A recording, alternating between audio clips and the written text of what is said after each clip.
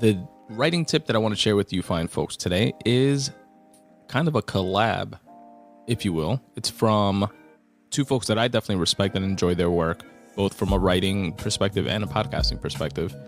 But it's from Tim Ferriss, but via the Daily Stoic newsletter.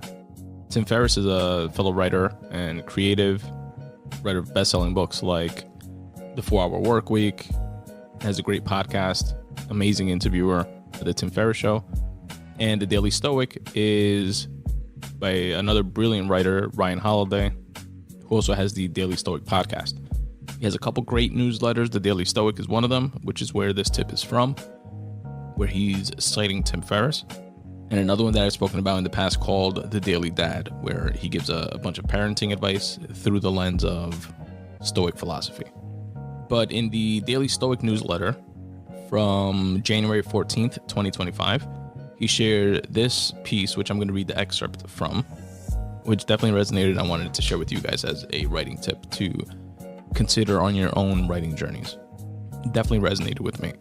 And he says, speaking about generally the practice of journaling, which, by the way, you can consider free writing a type of journaling, a way to journal.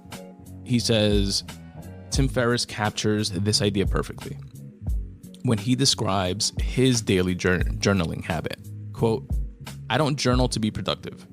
I don't do it to find great ideas or craft prose for publication. The pages aren't for anyone else but me. I'm trying to figure things out.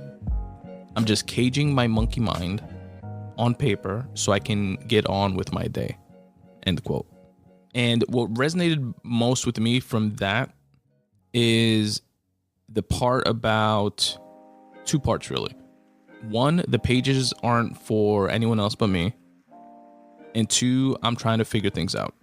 Because as I mentioned before in the intro, while I'm free writing, I am trying to figure things out, whether consciously or unconsciously. Sometimes I literally go into a free writing session, or have, because as my writing stats that I mentioned before show, I've definitely been slacking, but I have gone into free writing sessions with something in mind, something that I want to write about, or just free writing about an idea for a short story.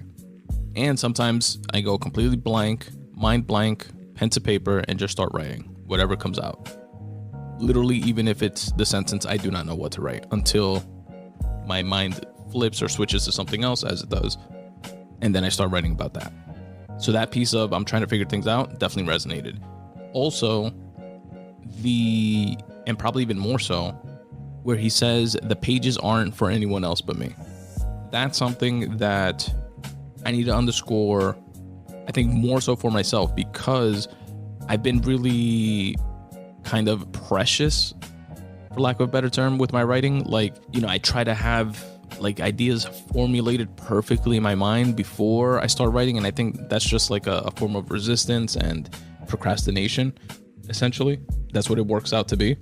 And it's weird because I've been in that rut, but I wasn't for anything else that I've actually, worked through and published. And the advice of any and every writer, from fucking Hemingway to, with his, the first draft of Everything Is Shit quote, to Stephen Pressfield's teachings on resistance, to Anne Lamott's Bird by Bird advice, is just start writing. Just write. Nobody's going to see the first thing that you write anyway. It's just to literally bleed onto the paper, get the words onto the paper. Don't be precious about it. Don't self-edit before even writing. That literally is procrastination.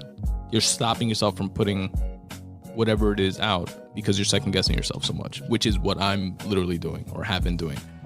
So that piece of advice there from Tim definitely resonated with me, and something that I need to remind myself of, or bring to the forefront of my brain when I sit down to try to write, which is the pages aren't for anyone else but me. And that, folks, is the piece of advice that I wanted to share, again, from the Daily Stoic newsletter, which I will link to in the episode notes if anybody's interested in checking that out. Tim Ferriss also has a great newsletter called 5 Bullet Friday, which I borrowed from and kind of modeled my Spun Today newsletter after, just in terms of the format of sharing 5 different things. Although I share 5 specific things, he shares 5 random different things within his newsletter. But if anybody's interested to check out mine and what you can expect to receive in my newsletter, feel free to check it out at